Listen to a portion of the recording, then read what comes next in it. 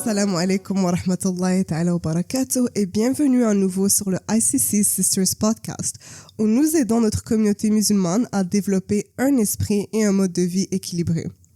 Je m'appelle Mariam et aujourd'hui, je suis accompagnée par une sœur et tante très très chère à notre communauté et qui est tante Safia. Donc, nous sommes très très très heureuses que vous ayez accepté de faire partie de cet épisode et vraiment vous avez une place très très très spéciale dans notre communauté et je trouve que vous avez beaucoup d'expérience, beaucoup de bagages qui peuvent servir énormément de personnes et surtout les jeunes qui aimeraient s'impliquer dans la communauté. Donc, subhanallah, je me suis toujours rappelée de vous depuis que je suis très très jeune, genre 8-9 ans. À chaque fois, ou bien très souvent quand je vais à la mosquée, vous êtes là. Vous êtes toujours là, mashallah, impliqués, que ce soit durant les événements, les prières, les Jumu'ah, et je crois que même toutes les filles de ma génération vous connaissent, mashallah, qui viennent souvent à la mosquée. Donc, j'aimerais discuter un peu avec vous de votre parcours et nous allons aussi toucher d'autres sujets qui peuvent être très intéressants pour notre audience. Donc, tout d'abord, est-ce que vous pouvez nous parler un peu de vous-même? Qui vous êtes? Pour commencer, je voudrais vous dire que je suis vraiment très touchée par l'honneur que vous me faites de recevoir mon humble personne. Et c'est vrai, je vous ai toutes vues grandir, masha'Allah, et c'est un grand plaisir, une grande fierté de vous voir aujourd'hui. Merci beaucoup, ça fait vraiment plaisir, ça fait chaud au cœur et on se sent en famille. C'est vrai. Que, oui, on vous a toutes vues grandir, masha'Allah, tabarakallah. On va pas commencer avec des larmes, là. Alhamdulillah. Donc, pour commencer, je suis musulmane. Je me définis d'abord par musulmane, mère de 3 enfants. Je viens du Niger, mais je suis née au Sénégal. J'ai grandi entre le Niger et la Belgique. J'ai étudié au Maroc et au Burkina Faso. Mashallah. Et qu'est-ce que vous avez étudié? Au Maroc, j'ai fait un bac en gestion de la petite entreprise. Puis au Burkina Faso, j'ai étudié pour un master en analyse économique. Mashallah. Oui. Et avant de venir au Canada, j'ai vécu pendant 5 ans aux États-Unis. Donc, vous avez touché plein de continents. Oui, il y a que l'Asie que j'ai pas vue. Oui. Alors, je pense que partout, je me sens chez moi. Moi, je me définis comme citoyenne de la planète, citoyenne de Allah, subhanahu wa ta'ala. Mashallah. Oui. C'est très, très beau, oui. Donc, je suis ici au Canada depuis la fin 2004. Et j'ai découvert cette mosquée en 2006. Quand je cherchais où prier pour Eid al-Fitr de 2006. Donc, j'ai cherché il y avait, je sais plus si c'était Google à ce moment. En tout cas, il y avait Islamic Finder. Et c'est là-bas que je trouvais tout ce qui était islamique à Montréal. Et je cherchais une mosquée à côté de chez moi. J'habitais à Longueuil à ce moment. Et j'ai trouvé cette mosquée. Et je l'ai aimée dès que je l'ai vue. C'était le temps où les tapis, c'était des dons que les gens avaient fait. Oui, il y avait des tapis de toutes les couleurs dans le musalla. Donc, et malheureusement, on venait de signer un bail à Verdun. Parce que justement, là, on était à Longueuil, il y avait pas beaucoup de musulmans autour de nous. On était dans le vieux Longueuil. Donc, on devait partir à Verdun, mais de Verdun, on cherchait juste un appartement pour revenir sur la rive sud à côté de cette mosquée. Subhanallah. Puis c'est vrai, maintenant, vous habitez très, très, très proche. Oui, en auto, j'habite à 3 minutes d'ici. C'est parfait. Oui. Oh, mais c'est très, très bien. Puis, quel est votre rôle, ou plutôt l'évolution de vos rôles ici au ICC? Donc, j'ai commencé comme bénévole ici au ICC. Puis, après quelques années, avec d'autres sœurs, on a formé un groupe qui s'appelait les Colombes de la Rive-Sud. C'est tellement beau, oui, mashallah. Oui, les Colombes de la Rive-Sud. Donc, et pendant plusieurs années, nous avons mené ensemble des actions de bénévolat ici. Par exemple, une année, on a fait le nettoyage du quartier autour de la mosquée. On a déjà fait le nettoyage dans la mosquée, le nettoyage du parc Michel Chartrand. Oui, au nom du ICC Brossard. Donc, on a organisé des événements ici dans la mosquée, comme la collecte pour aider à financer l'installation de l'ascenseur. Oui. On a aussi apporté beaucoup de soutien à des personnes malades sur la rive sud et aussi à Montréal.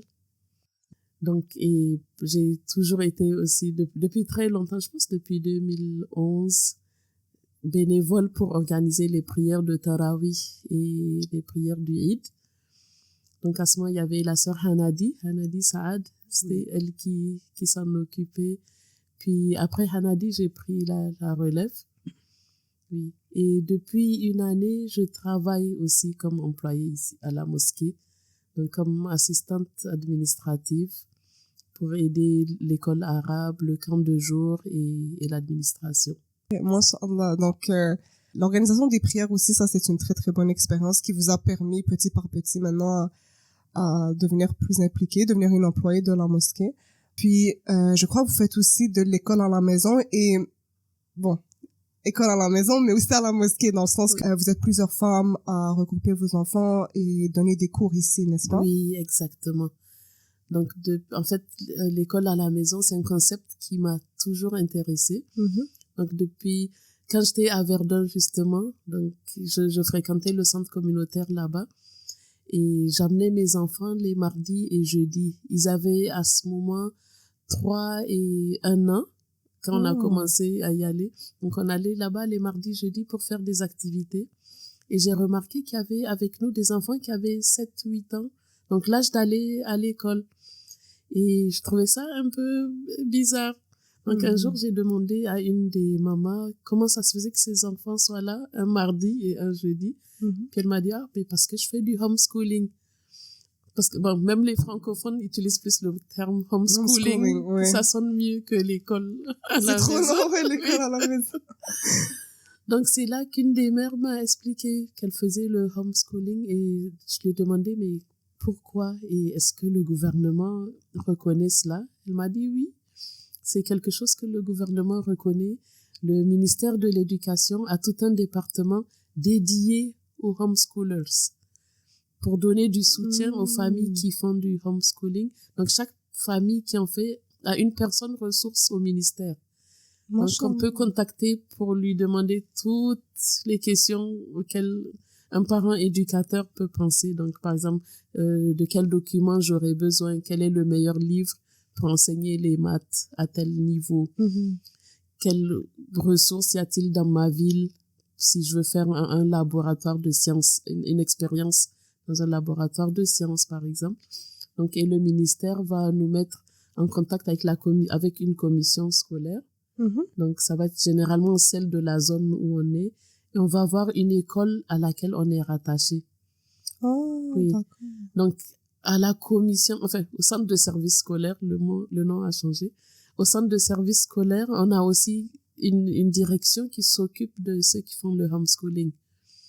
Donc, quand on a besoin de quelque chose, c'est à eux qu'on demande. Donc, ils sont censés nous donner toutes les ressources dont on a besoin, que ce soit les manuels.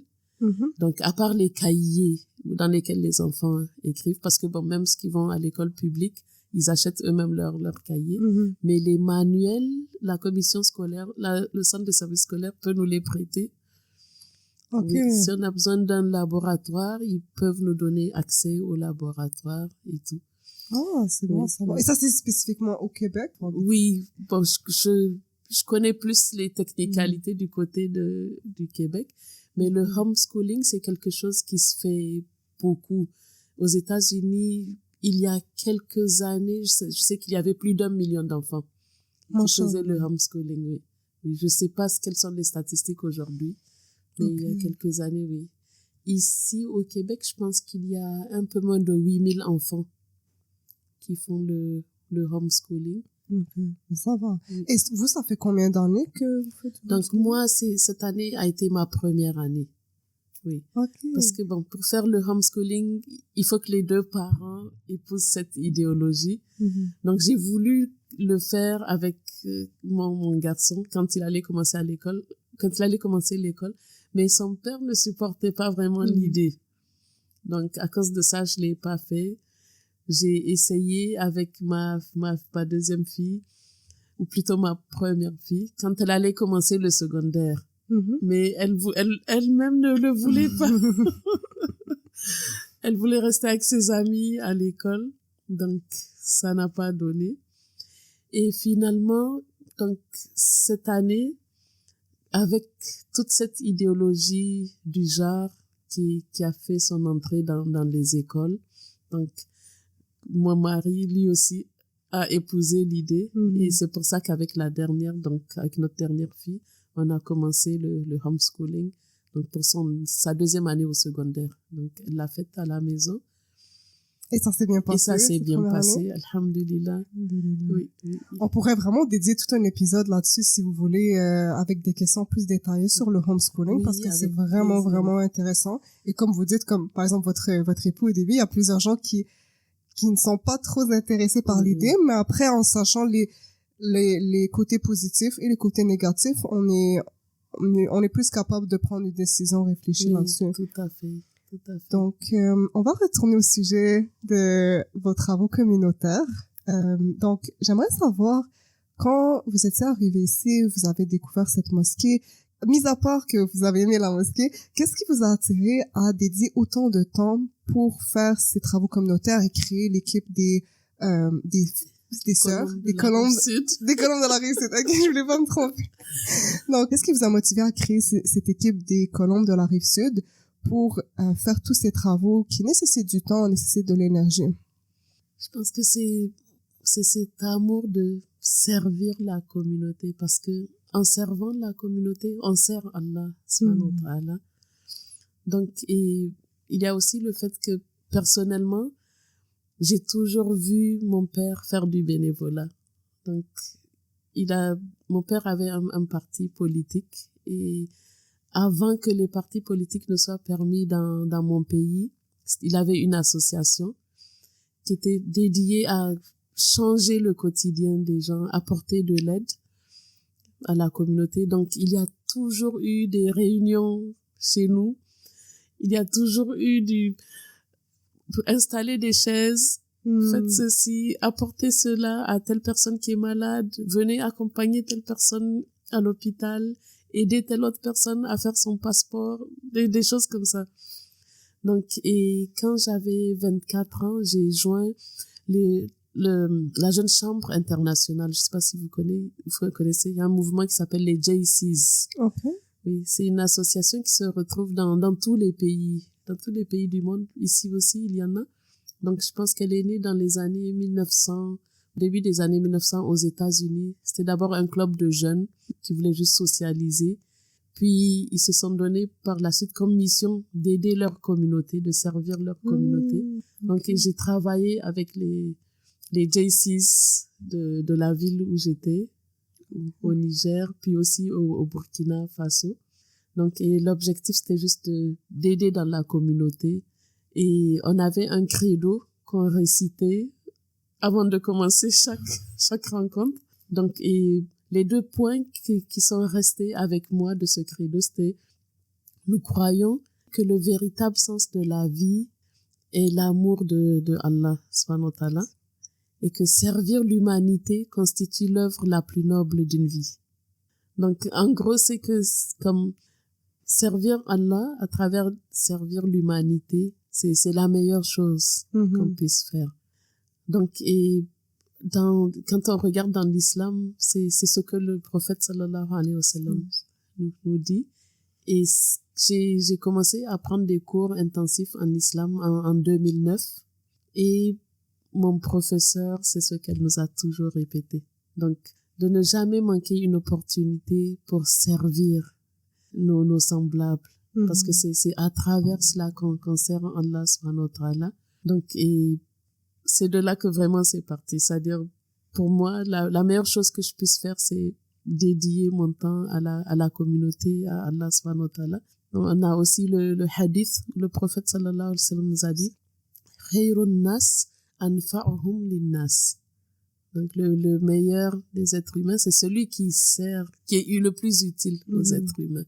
Alors, pour moi, c'est ça le sens de ma vie. C'est très inspirant. Puis, c'est vrai que si chaque personne a cette intention, peut-être pas toujours à travers des travaux communautaires, mais même à travers nos études, nos carrières, Absolument. on peut toujours trouver une façon de servir les gens, genre chaque jour. Absolument. Chaque jour. Absolument. Avec même des actions très, très simples. C'est pas, Absolument. ça nécessite pas non, un gros budget ou bien beaucoup de gens. Tout à fait. Absolument. Absolument. J'ai travaillé, par exemple, ici au Canada, j'ai travaillé chez AgroPure. J'ai passé toute la journée dans un bureau. Oui, j'aidais les clients qui appelaient, j'aidais mes collègues, mais je me sentais pas dans mon élément. Je me sentais pas dans mon élément. D'abord, dans toute la direction, nous n'étions que 2 musulmans. Il y avait le vice-président aux affaires juridiques qui était musulman. Donc, et moi-même. Et je me sentais vraiment pas dans mon élément. Je passais de belles journées, on collaborait très bien avec les autres, on apprend beaucoup de choses, on découvre de nouvelles mentalités, on apprend toujours il y a toujours du bien dans chaque être humain. Mais je me sentais mieux à la mosquée et pour moi, mon rôle premier, c'est d'abord d'éduquer mes enfants et ensuite de servir ma communauté. Donc, et passer toute la journée hors de chez moi, puis juste sur un ordinateur, au téléphone, des choses comme ça, je me sentais pas vraiment dans mon élément. Et il faut aussi gagner son pain. Il faut avoir du pain sur la table et de nos jours, un seul revenu ne suffit pas toujours. Donc, mais à un moment, j'ai décidé de faire le choix de sacrifier ce revenu pour me sentir mieux. Donc, à un moment, c'était un peu difficile de faire du bénévolat à la mosquée parce que j'avais de très jeunes enfants. Donc, quand on vient avec des jeunes enfants à la mosquée, on passe plus de temps à s'occuper de nos enfants que de faire du bénévolat. Donc, je m'étais impliquée plus dans l'école de mes enfants. Donc, je faisais du bénévolat à la bibliothèque de l'école. C'est l'école du quartier Georges P. Vanier. Donc, il y a une fondation là-bas, la fondation Amitié Vanier. Donc, je me suis impliquée dans cette fondation. On organisait des événements pour les enfants, par exemple la fête de graduation. On organisait des événements pour collecter des fonds qu'on redistribuait aux différentes classes de l'école pour augmenter leur budget et leur permettre de faire plus d'activités. Donc, à un moment, j'ai été d'abord trésorière de cette association, puis présidente, puis j'ai fait partie du conseil d'établissement. Donc, en fait, à chaque moment de ma vie, j'ai cherché une occasion où, selon mes disponibilités, je pouvais aider la communauté. Donc, pas seulement la communauté musulmane, mais celle aussi de la ville où je vis. Donc, et quand mes enfants sont devenus un peu plus autonomes, donc c'était devenu plus facile de faire du bénévolat à la mosquée et je m'y suis impliquée. La dernière, Salma, je venais avec elle en siège auto et son frère et sa sœur s'occupaient d'elle pour que moi je fasse autre chose dans la mosquée et on tire vraiment beaucoup de bénéfices de cela. C'est-à-dire, le plaisir qu'on tire de ça, ça vaut vraiment la peine de se sacrifier. Parfois, c'est juste aider pour 1 heure de temps ou 2 heures de temps, mais ça nous fait du bien. Il y a beaucoup d'études qui ont montré que les gens retirent plus de bien à aider les autres plutôt qu'à s'acheter des choses. Non, vous avez tout à fait raison. Le bien matériel, ça procure une certaine joie temporaire. Oui, l'être humain a tendance à toujours vouloir plus. Tout à fait. Mais la joie quand tu aides une personne, surtout quand on voit les résultats devant nos yeux, cette joie-là, subhanallah, il y a une baraka derrière ça. Puis, on dirait que l'impact de cette action s'imprègne et son effet s'estompe beaucoup, beaucoup moins rapidement que la joie qu'on obtient d'un achat, par exemple, d'un truc matériel. Oui, absolument. Subhanallah. Puis, de ce que vous venez de dire, j'ai l'impression que vous, dans votre cas, vous me corrigerez si j'ai tort, mais le fait que vous donnez une grande importance au bénévolat, par exemple à la mosquée ici, vous avez rendu ça un des piliers de votre famille. Vous avez déménagé ici pour être beaucoup plus proche. Vous avez décidé de laisser faire votre emploi, d'organiser votre famille, vos enfants, de façon à ce que vous ayez plus de temps pour venir ici. Donner une priorité au bénévolat, j'imagine que ça vous a beaucoup, beaucoup aidé aussi en termes d'organisation familiale.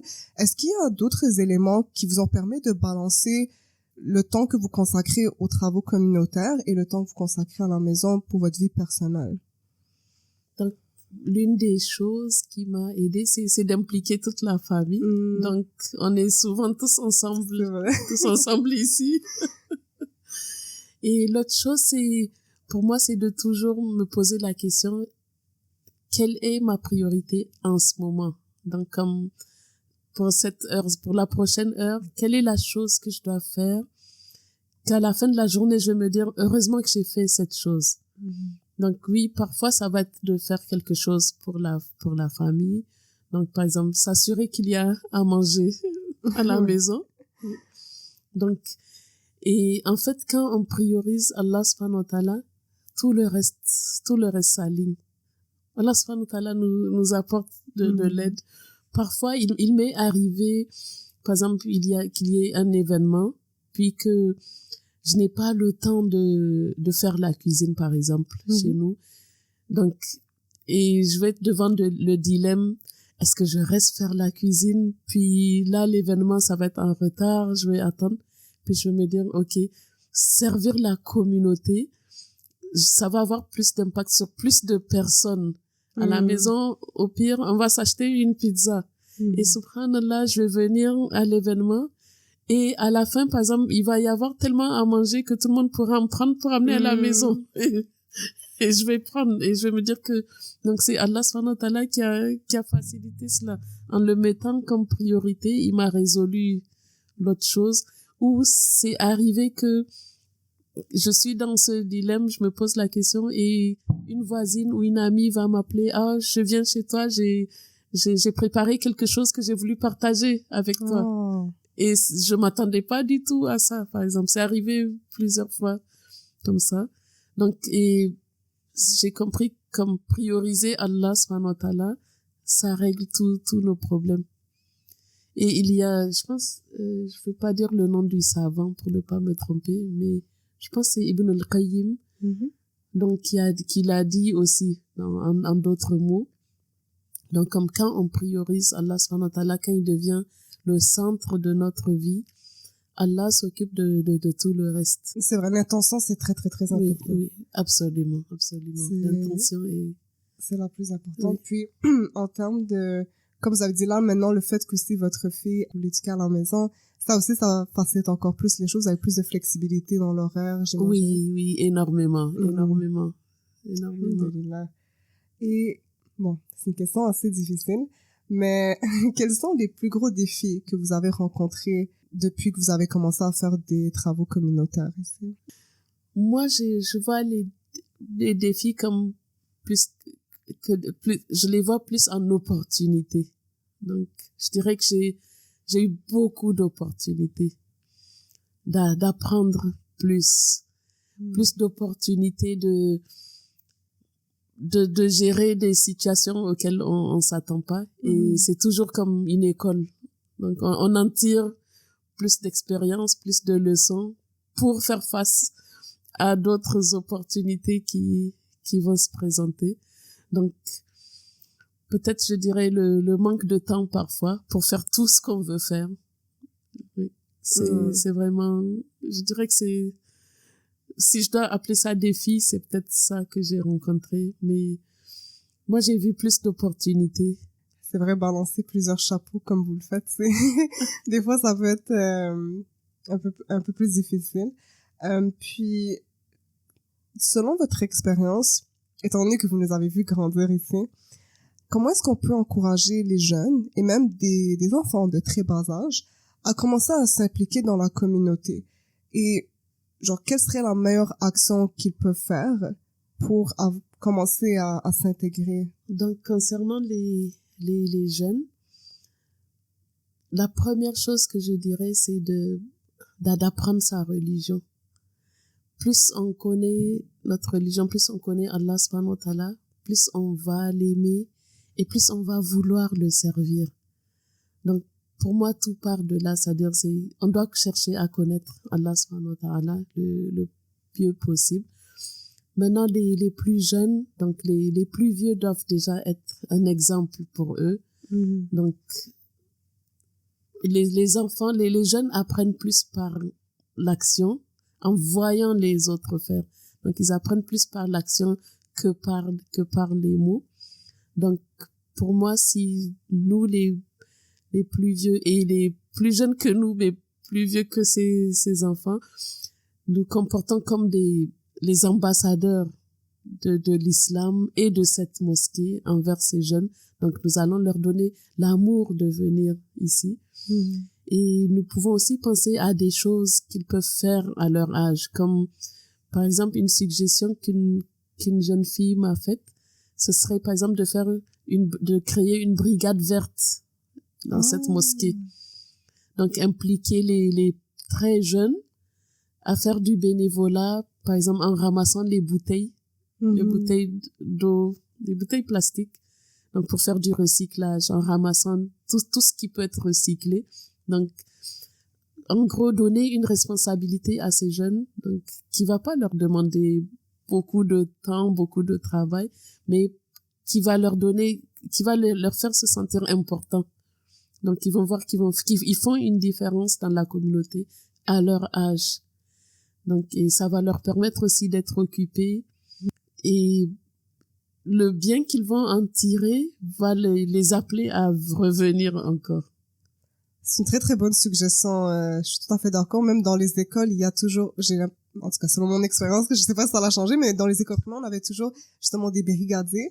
Et même moi, quand j'étais à l'école primaire, j'étais même chef d'une équipe de brigadiers. Et la sensation qu'on ressent quand on sent qu'on a une importance, qu'on sent qu'on a même une responsabilité, c'est, comme vous avez expliqué, ça donne à l'enfant cette envie de vouloir s'impliquer plus, de développer des aptitudes qui vont lui être utiles, Inch'Allah, pour le reste de ses jours. Donc, je trouve que c'est une très, très bonne idée. Et en général, quelles sont les leçons que vous avez apprises au courant de ces dernières années à travers les travaux communautaires? La leçon principale, je pense que je l'ai déjà dit à travers ce que je disais tantôt, c'est vraiment de toujours faire de Allah ma priorité. Je pense que... Concrètement parlant, comment est-ce que vous faites ça? De mettre Allah, comme une personne qui veut mettre Allah au centre de sa vie. Quelles sont les étapes que cette personne peut prendre pour pouvoir concrétiser ça? La première chose, je dirais, c'est vraiment de beaucoup chercher la connaissance. Donc, quand je dis connaissance, c'est pas d'avoir comme beaucoup de connaissances techniques sur le fiqh, des choses comme ça. On a des savants pour ça. C'est facile d'aller poser des questions. Mais vraiment, c'est comme ce qui touche le cœur, ce qui touche notre relation directe avec Allah subhanahu wa ta'ala. Donc, si on regarde notre vie quotidienne en tant que musulman, on doit prier au minimum 5 fois par jour. On a d'autres religions où même quand ils prient, c'est peut-être 1 fois par jour. Mais nous, on le fait 5 fois par jour pour montrer comment c'est important qu'on soit connecté à Allah subhanahu wa ta'ala. Donc, quand on est connecté à Allah subhanahu wa ta'ala, qu'on développe cette confiance en Allah subhanahu wa ta'ala, donc, ça nous facilite les choses. Donc, moi, je vois ça concrètement comme chercher à mieux connaître Allah subhanahu wa ta'ala. Partir peut-être, par exemple, du fait de mieux comprendre pourquoi on fait la prière. Développer cet amour de la prière. Et ça nous permet de nous rapprocher de Allah subhanahu wa ta'ala, de mieux le connaître et de vouloir le servir. Sachant qu'on est là juste pour un moment. Et même si on va vivre très longtemps, on ne sait pas combien de temps on a pour avoir des opportunités, pour utiliser les opportunités de hasanat qui se présentent à nous. Parce qu'on est ici sur Terre pour préparer notre voyage vers l'autre monde. Alors, on doit saisir toutes les opportunités pour remplir nos valises de hasanat pour qu'elles soient bien lourdes pour pouvoir partir avec. Par exemple, comme ce que je me dis à chaque fois, quand il y a une opportunité de faire quelque chose de bien, ça peut être quelque chose de tout simple, comme une personne qui se présente à la mosquée, puis qui sait pas où est-ce qu'elle va aller pour faire les ablutions. Une chose toute simple. Donc, peut-être que dans cette journée, c'est la seule occasion que j'aurai de faire du bien. Alors, je saisis cette opportunité, je vais accompagner cette personne, je vais lui montrer où se trouvent les toilettes. Et quand elle aura fait ses ablutions, j'aurai aussi une partie de ses hasanats. Parfois, ce que je dis souvent, c'est qu'il faut être capitaliste, mais en pensant à l'autre monde. Donc, pas capitaliste dans ce monde, mais capitaliste dans l'autre monde. Le capitaliste, il manque jamais une occasion de faire un profit. Donc, je vais essayer de ne jamais manquer une occasion de me faire des hasanats. Donc, et en priorisant, bien sûr. Donc, à chaque fois, qu'est-ce qui est la priorité? Donc, si c'est l'heure de la prière va être la priorité. Si c'est un moment où les gens ont faim, donc la priorité, c'est de trouver à manger pour ces personnes. Donc, je me dis, c'est toujours de garder en tête qu'est-ce qui est prioritaire en ce moment-là. Ça se peut que ce soit l'heure de la prière, mais si on a faim, on pourra pas bien prier. Donc, manger va être la priorité à ce moment. Donc, quelle est la priorité et qu'est-ce qui va me permettre d'avoir plus de hasanat? Comme on dit, faire d'une pierre deux coups ou d'une pierre plusieurs coups. Ça revient au point qu'on a mentionné tout à l'heure, c'est de pas sous-estimer chaque petite occasion. Et le pourquoi, c'est très important. Comprendre le pourquoi. Vous voyez, comme c'est normal que en grandissant, nos parents nous enseignent comment prier. Le comment, c'est ce qu'on apprend souvent en étant enfant. Comment faire nos doigts, comment faire les ablutions. Parce qu'à cet âge-là, on n'a pas encore vraiment la capacité de comprendre et la maturité. Mais arrivé à un certain âge, c'est à nous de faire l'effort de comprendre le pourquoi. Pourquoi est-ce que mes parents m'ont enseigné ça? C'est ça. Pourquoi je dois faire ça en tant que musulman? Tout à fait. Et c'est ça, subhanallah, c'est comme si on passe tout à travers cette reconversion à l'islam. Exactement. Même si on est né musulman, à un moment donné, c'est à nous de faire l'effort d'aller chercher l'information qu'on n'a peut-être pas saisie durant les dernières années. Exactement. Puis à partir de là, qu'on comprend le pourquoi, c'est plus facile après de réorienter nos priorités, comme vous avez mentionné, et de voir chaque petite opportunité dans la vie de tous les jours pour faire une bonne action, puis même voir aussi le mauvais comme une opportunité. Exactement. Quand on a parlé des plus jeunes, moi je pense que l'une des meilleures choses pour eux, c'est de voir leurs aînés comme vous. Je pense que c'est l'une des meilleures inspirations pour eux. C'est ça pourquoi on fait la halaqa, on essaie vraiment de pouvoir se grouper, ne pas juste avoir une relation superficielle, mais pouvoir aussi tisser des liens.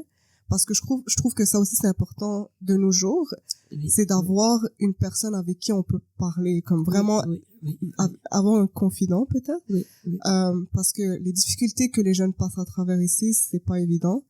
Et surtout ayant des parents immigrants, des fois c'est difficile même pour les parents de comprendre les difficultés à travers lesquelles les enfants passent ici, avec les changements technologiques aussi. C'est complètement différent que la réalité peut-être dans nos pays d'origine. Exactement. Alors c'est notre responsabilité, les filles qui ont grandi ici, de pouvoir donner de leur temps aussi, de leur expérience pour guider ces jeunes filles qui grandissent ici. Donc, alhamdoulilah, on fait de notre mieux. Puis c'est aussi grâce à vous, Tante Safia, qu'on trouve cette facilité de pouvoir organiser nos halaqas, de donner le plus qu'on peut pour la communauté. Alhamdoulilah. Donc vraiment, jazakillah khair, Tante Safia, d'avoir partagé votre histoire avec nous. J'espère, Inch'Allah, que on pourra enregistrer un autre épisode, par exemple sur le homeschooling, pourquoi pas. Avec plaisir. Merci, chers auditeurs, d'être restés avec nous. N'oubliez pas de suivre notre page sur Instagram, car nous publions des nouveaux annonces et rappels régulièrement. Et on se retrouvera, Inch'Allah, dans le prochain épisode. Et d'ici là, prenez soin de vous. Et assalamu alaikum wa rahmatullahi wa barakatuh.